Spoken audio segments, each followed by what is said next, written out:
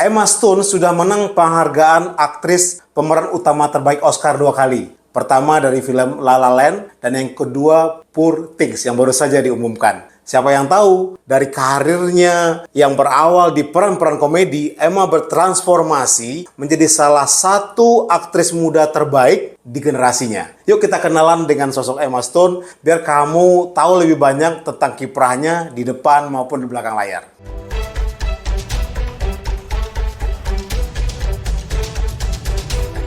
Emma Stone dilahirkan dengan nama Emily Jean Stone tanggal 6 November 1988 di Scottsdale, Arizona. Ayahnya Jeffrey Charles Stone adalah pendiri perusahaan kontraktor, sementara ibunya Krista Jean Stone adalah seorang ibu rumah tangga. Ia adalah salah satu dari dua bersaudara dan punya adik bernama Spencer. Dari kecil, Emma sudah menjadi sosok yang penuh semangat dan tahu apa yang ia mau. Katanya, Emma sudah pengen jadi aktris sejak usianya 4 tahun. Ia sekolah di Sequoia Elementary School, kemudian di Kokopah Middle School. Dan yang terakhir adalah Xavier College Preparatory. Biarpun waktu sekolah nilainya lumayan bagus, tapi Emma nggak menikmati jadi pelajar. Makanya, berbekal ambisi dan mimpi, ia meyakinkan orang tuanya buat pindah ke Los Angeles buat jadi aktris. Butuh waktu bagi Emma buat meyakinkan orang tuanya, tapi akhirnya mereka mengizinkan. Emma pun keluar dari sekolah dan pindah sama ibunya buat mengejar karirnya.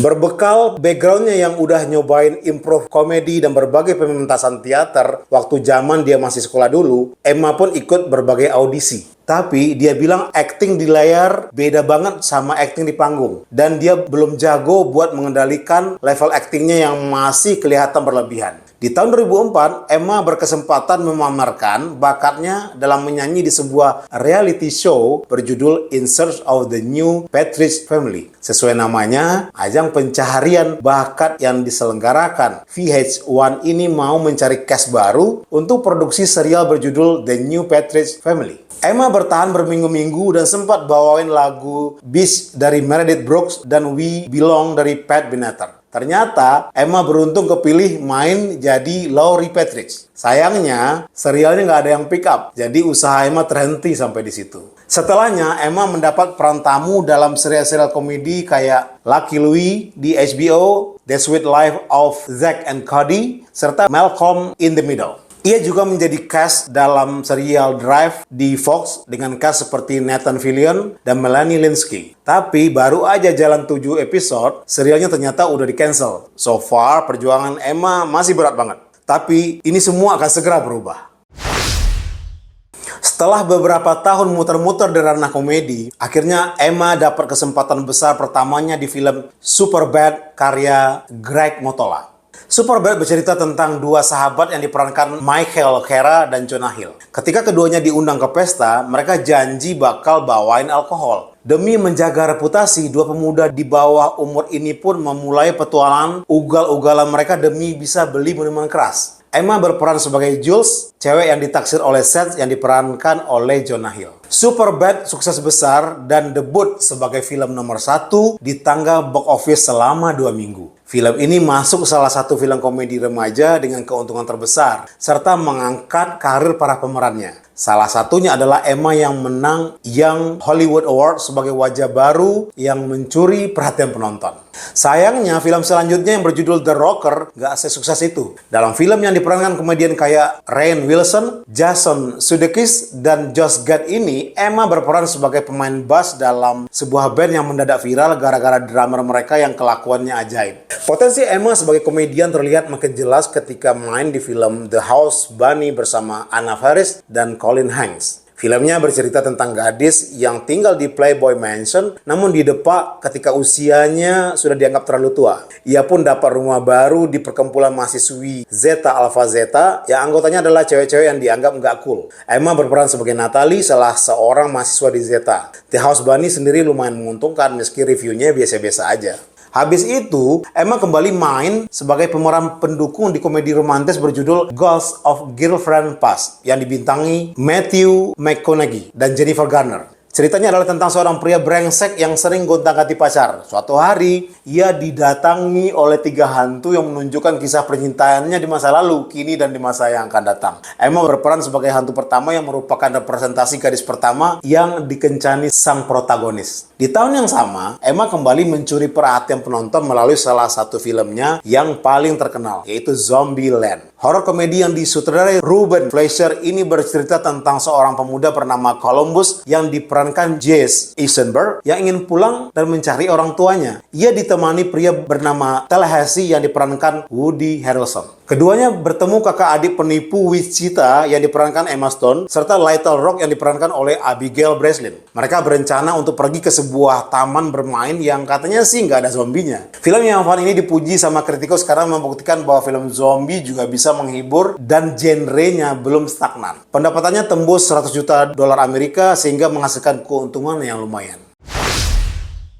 Emma Stone akhirnya mendapat breakout role dalam komedi remaja berjudul Easy A besutan Will Gluck. Emma udah baca skripnya bahkan sebelum produksi dimulai. Dia juga udah ketemu sama sutradaranya untuk mengungkapkan minatnya, serta jadi salah satu aktris pertama yang ikut audisi. Emma akhirnya terpilih sebagai pemeran utama bernama Olive, seorang gadis SMA yang terlibat skandal di sekolahnya. Olive sebenarnya anak baik-baik. Suatu hari, karena kasihan, ia membantu temannya dengan bohong ke orang-orang kalau mereka pernah tidur bareng. Rumor menyebar di antara cowok-cowok kalau jasanya buat jadi teman kencan bohongan bisa disewa. Olive sih dapat untung banyak, tapi reputasinya hancur karena dikira cewek murahan. Biar namanya bersih lagi, Olive pun bikin live stream buat menjelaskan awal masalahnya. Film ini dibikin dengan budget 8 juta dolar aja dan bisa meraup pendapatan 75 juta dolar. Selain mendulang profit, film ini juga banyak dapat pujian karena penampilan Emma yang lucu dan charming banget. Pokoknya bakatnya jadi bintang besar udah kelihatan jelas lah.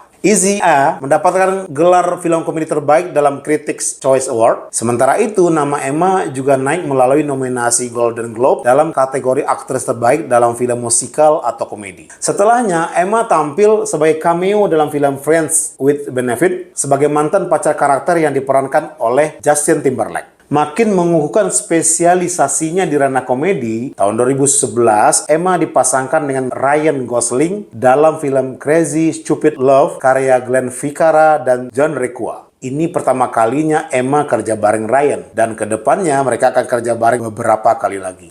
Dalam film ini, Ryan berperan sebagai Jacob, seorang pickup artis yang jago menggait cewek-cewek.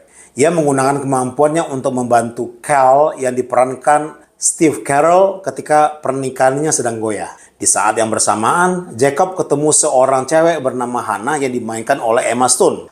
Hannah beda banget dengan cewek-cewek yang biasa ia kencani. Tanpa sadar, ia pun jatuh cinta. Masalahnya, Hannah ternyata adalah putrinya Cal. Setelah membuktikan diri dalam peran komedi sukses berturut-turut, Emma akhirnya terjun ke film drama serius dalam drama The Help yang disutradari Ted Taylor. Filmnya bercerita tentang seorang penulis bernama Skeeter Phelan yang tinggal di Mississippi saat masa segregasi di Amerika Serikat. Melihat perilaku tak adil yang terjadi pada para asisten rumah tangga yang merupakan warga kulit hitam, Skeeter pun terinspirasi untuk menulis kisah mereka secara anonim. Buku Skeeter membuka mata publik terhadap kesulitan yang dihadapi para pekerja domestik ini dan mengakibatkan perubahan dalam lingkungannya. The Help sukses menyabet nominasi film terbaik dalam Academy Award 2012 serta nominasi akting bagi para pemerannya, yaitu Viola Davis, Octavia Spencer, dan Jessica Chastain. The Help juga jadi salah satu film terlaris Emma dengan pendapatan sebesar 216 juta dolar Amerika Serikat. Selanjutnya, Emma memasuki babak baru yang singkat namun signifikan dalam hidupnya, yaitu main di franchise film superhero. Hampir 5 tahun setelah Spider-Man 3 yang banyak dikritik, film superhero ini akhirnya di-reboot oleh sutradara Mark Webb. Ini sebenarnya pilihan yang nggak biasa, soalnya Webb tuh pengalamannya banyak kan bikin music video, dan debut penyutradaranya adalah 500 Days of Summer. Seperti yang diperkirakan, untuk urusan drama percintaannya, Webb masih jago buat ngarahin. Apalagi pemeran utamanya adalah Andrew Garfield sebagai Peter Parker dan Emma Stone sebagai Gwen Stacy. Mereka berdua terpilih karena chemistry-nya yang oke banget, dan ini bisa kamu lihat sendiri di filmnya melalui interaksi mereka yang sangat natural. The Amazing Spider-Man kembali bercerita tentang origin story Spider-Man setelah dirinya digigit laba-laba yang telah dimodifikasi secara genetik. Di film ini, Spider-Man berhadapan dengan The Lizard, yaitu Dr. Carl Connors yang mengalami perubahan biologis ekstrim akibat percobaan untuk menumbuhkan kembali lengannya. Di film ini, Emma nggak hanya berperan sebagai love interest aja, soalnya Gwen Stacy di sini adalah sosok cerdas yang banyak membantu Peter Parker. Setelah film pertamanya sukses meraup 750 juta dolar Amerika Serikat, produksi The Amazing Spider-Man 2 pun bergulir. Kali ini Jamie Foxx di-cast sebagai villainnya yang bernama Electro, sementara Dan DeHaan menjadi Green Goblin. Kali ini filmnya banyak dikritik karena kisahnya nggak fokus akibat kebanyakan musuh. Pendapatan totalnya pun susut jadi 708 juta dolar Amerika Serikat aja. Ini merupakan tanda yang nggak bagus karena sequel film superhero tuh ekspektasinya bakal lebih laris dari film pertamanya. Kalau bukan karena Andrew dan Emma, nggak tahu deh gimana nasib film ini. Soalnya kisah cinta mereka yang tragis kayaknya jadi alasan utama orang-orang masih minat nonton filmnya. Apalagi pas penonton tahu kalau filmnya bakal menampilkan adegan dramatis di mana Peter kehilangan Gwen. Meski Andrew dan Emma nggak ada masalah untuk balik ke dalam film ketiganya, tapi Sony punya rencana lain. Ada banyak spin-off yang pengen dibikin Sony berdasarkan IP mereka ini. Tapi di tahun 2015, Sony bikin perjanjian kerjasama dengan Marvel Studios biar Spider-Man bisa masuk Marvel Cinematic Universe. Dengan terjadinya kesepakatan ini, praktis franchise The Amazing Spider-Man yang dibintangi Andrew dan Emma ini disudahi. Di masa-masa ini, hasil karya Emma Stone lumayan campur aduk. Ada kiprahnya sebagai pengisi suara dalam film animasi The Croods yang lumayan sukses. Ia juga sempat kerja bareng lagi sama Ryan Gosling dalam Gangster Squad. Ada juga beberapa yang nggak profitable atau numpang lewat aja semacam Magic in the Moonlight, Irrational Man, dan Aloha. Tapi di masa ini, Emma juga sempat bekerja sama dengan beberapa filmmaker yang punya karya-karya menarik. Tahun 2014 misalnya, Emma kerja dengan sutradara Alejandro Iñárritu dalam Birdman. Film yang dibintangi Michael Keaton ini bercerita tentang Regan, mantan aktor superhero yang mengalami krisis dan mencoba untuk membangkitkan kembali karirnya lewat sebuah pementasan teater yang ia sutradarai sendiri. Namun, berbagai tekanan dan trauma membuatnya mengalami halusinasi yang membuatnya melihat sosok Birdman, karakter superhero yang dulu ia perankan. Hal ini mengancam semua rencana yang udah ia bangun jadi berantakan. Di sini, Emma berperan sebagai Sam, putri Regan yang sedang berusaha pulih dari kecanduan dan kini menjadi asistennya. Prestasi Birdman di musim penghargaan cemerlang banget. Film ini dapat 9 nominasi Academy Award untuk pemeran utama terbaik buat Michael Keaton, pemeran pendukung pria terbaik buat Edward Norton, pemeran pendukung wanita terbaik buat Emma Stone, juga untuk sound mixing dan sounds editing. Birdman sendiri membawa pulang 4 trofi, yaitu untuk film terbaik, penyutradaraan, dan naskah asli terbaik untuk Alejandro Iñárritu, serta sinematografi terbaik untuk Emmanuel Lubezki. Mantap lah. 2 tahun berikutnya, Emma hadir dengan proyek yang lebih mengesankan. Kembali partneran dengan Ryan Gosling, keduanya sukses bikin penonton baper dengan La La Land. Film besutan Damien Chazelle ini bercerita tentang musisi dan aktris yang sama-sama lagi mengejar mimpinya. Ryan berperan sebagai Seb dan Emma berperan sebagai Mia. Keduanya dipertemukan di Hollywood dan saling mendukung impian masing-masing. Namun karir dan percintaan mereka tidak selalu berjalan mulus. Selain laris karena mendulang 471 dolar Amerika Serikat, La La Land juga ternyata dapat 14 nominasi Oscar. Ini rekor yang hanya bisa disamain sama 2 film lain sepanjang sejarah, yaitu All About Eve dari tahun 1950 sama Titanic yang rilis tahun 1997. Gila banget ya. La La Land menang di 6 kategori, yaitu sutradara terbaik untuk Damien Chazelle, aktris pemeran utama terbaik untuk Emma Stone, sinematografi untuk Linus Sandgren, skor terbaik, lagu terbaik, serta desain produksi terbaik. Sayangnya, La La Land nggak menang film terbaik. Tapi film ini jelas nggak kehilangan popularitasnya, apalagi ditambah dengan insiden salah amplop di Oscar tahun itu. Setelahnya, output Emma lumayan konsisten dan beragam. Dia memberikan penampilan apik dalam Battle of the Sexes sebagai petanis Billie Jean King, menjajal main di serial Maniac yang trippy dengan Jonas Hill, menyapa kembali fansnya dari jalur komedi lewat sequel Zombieland, Double Tap, kembali jadi pengisi suara di The Croods, A New Age, dan nge-slay sebagai icon fashion dan calon Disney villain di Cruella.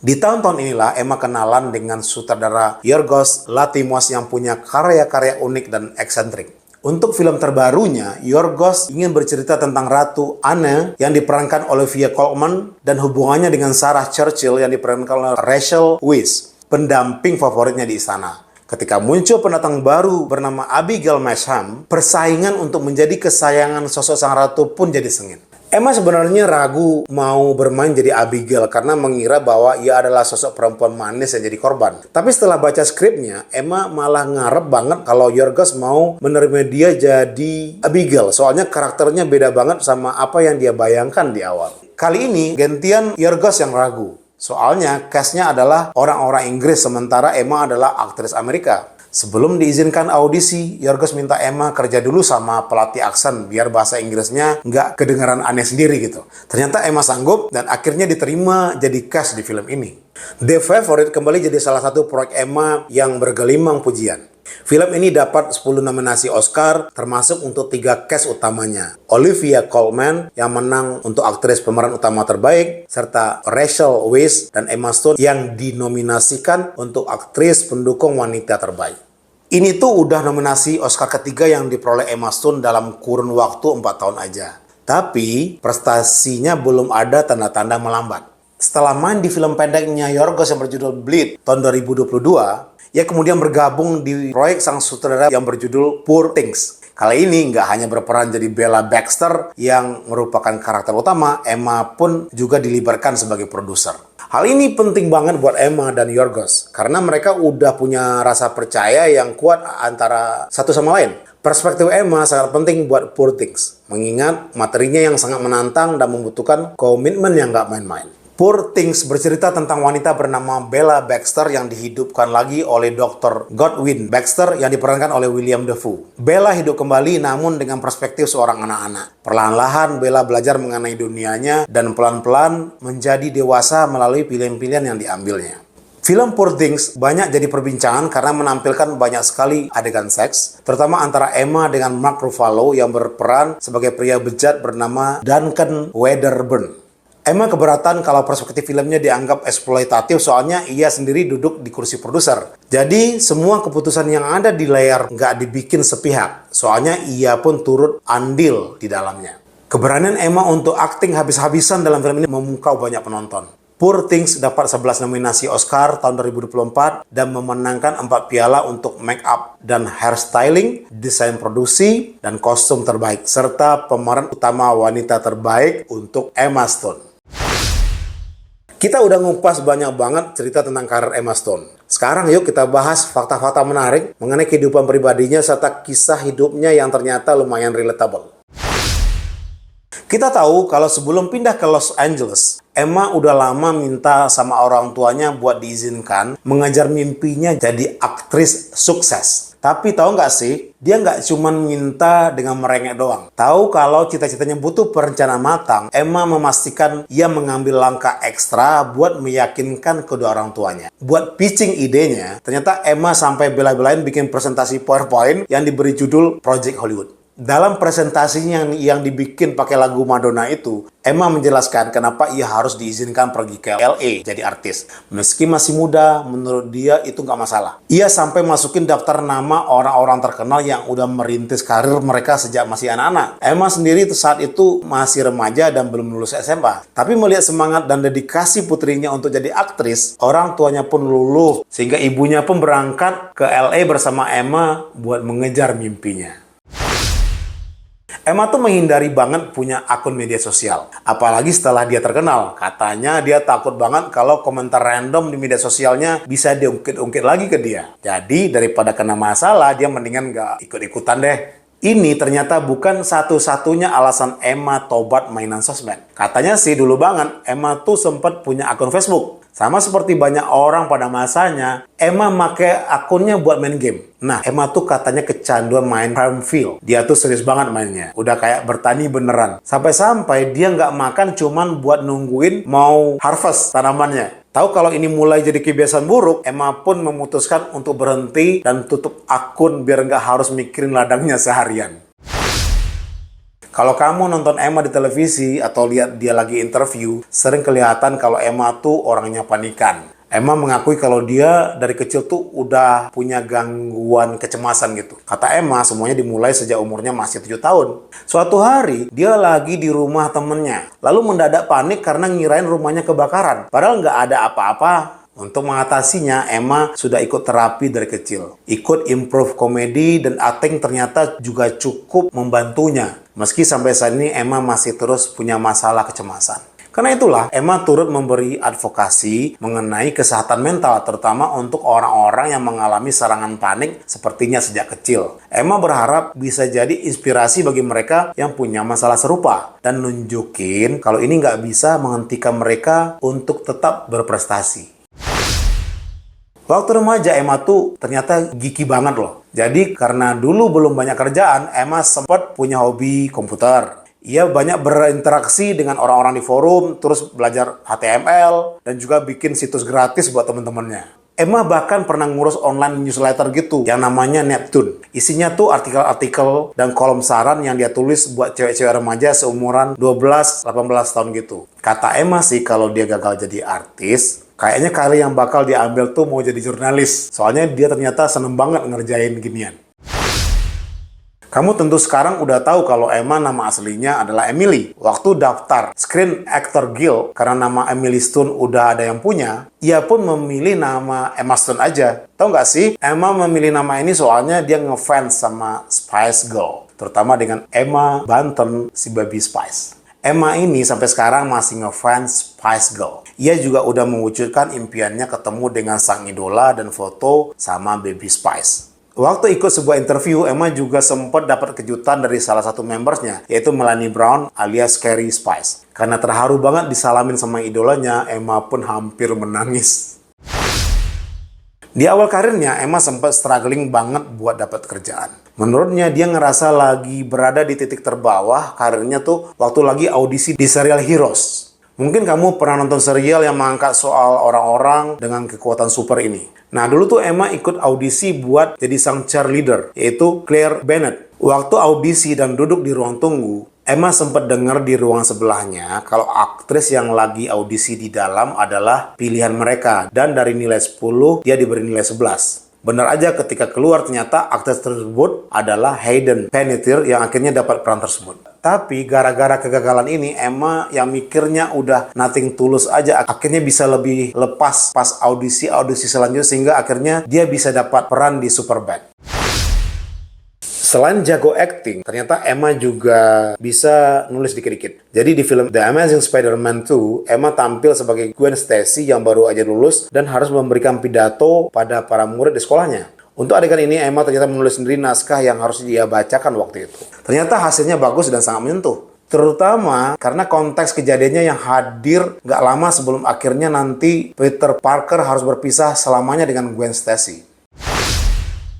Waktu main di film Crazy Stupid Love sama Ryan Gosling, Emma harus beradegan menirukan gerakan kayak di film Dirty Dancing. Jadi Emma harus lari ke arah Ryan terus diangkat ke atas. Kelihatannya agak ribet, tapi sebenarnya simpel. Ya, simpel kalau buat orang lain, tapi ternyata nggak buat Emma.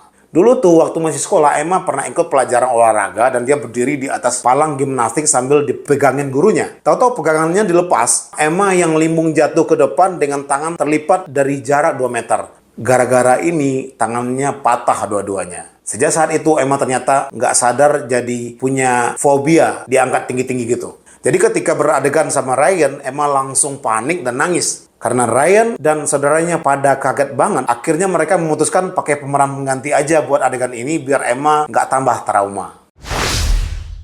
Waktu menerima trofi aktris terbaik buat Poor Things, penonton bingung banget karena Emma sama Michelle Yeoh kok jalannya saling geret-geretan gitu. Biar nggak salah paham, Michelle meluruskan bahwa ia seharusnya ngasih pialanya ke Emma. Tapi karena ngelihat ada Jennifer Lawrence di situ, ia pengen biar Jen aja yang ngasih pialanya. Soalnya orang-orang tuh tahu kalau Jen dan Emma tuh bestie banget. Tapi tahu nggak sih, awalnya Emma sama Jen tuh sebenarnya rival. Jadi waktu awal karirnya, Emma dan Jen itu sering ditawarin peran-peran yang sama. Otomatis mereka jadi saingan. Apalagi Jen dulu ngincer banget peran sebagai Olive di Easy A yang ternyata diambil sama Emma. Karena merasa bahwa mereka nggak perlu berantem, Emma pun minta nomor kontak Jen dari Woody Harrelson yang sama-sama pernah kerja bareng keduanya di Zombieland dan di Hunger Games. Kocaknya ketika Emma ngirim message ke Jen, dia cuma bales pakai kata-kata makian, fuck off. Anehnya, gara-gara itu mereka jadi sering kirim-kirim message. Selama kira-kira setahun mereka ngobrol tiap hari dan akhirnya berujung jadi temenan sampai sekarang. Emma Stone tuh kayaknya darahnya komedian banget. Jadi nggak aneh kalau ternyata suaminya juga dari lingkaran situ-situ juga. Emma dan calon suaminya, Dave McCary, ketemu pas dia lagi nge-host Saturday Night Live di bulan September 2016. Emma main di salah satu skit berjudul Whales for Boys yang menampilkan iklan palsu tentang mainan yang dirancang buat anak-anak yang jiwanya sensitif. Segmen ini waktu itu ditulis dan disutradarai sama Dave, sehingga mereka kenalan dari situ. Di tahun 2017 mereka ketahuan udah pacaran karena Emma hadir di premier film Brixby Beer yang disutradarai sama Dave. Selama bertahun-tahun mereka menjaga hubungannya dari mata publik dan hanya kelihatan sesekali aja. Baru di tahun 2019 mereka mulai kelihatan pergi bareng kayak ke acara Screen Actors Guild Award dan Oscar. Di tahun itu baru diumumkan kalau mereka udah tunangan. Emma menikah sama Dave McCary di tahun 2020 dan di tahun 2021 mereka punya anak perempuan yang dinamai Louise Jane McCary. Jadi gitu kisah hidup dan karir Emma Stone yang ternyata udah lumayan panjang dan kayaknya bakal terus awet sampai lama. Semoga kamu juga bisa terinspirasi dari semangat Emma untuk tetap punya mimpi dan pantang menyerah ya. Sampai jumpa di konten berikutnya. Salam!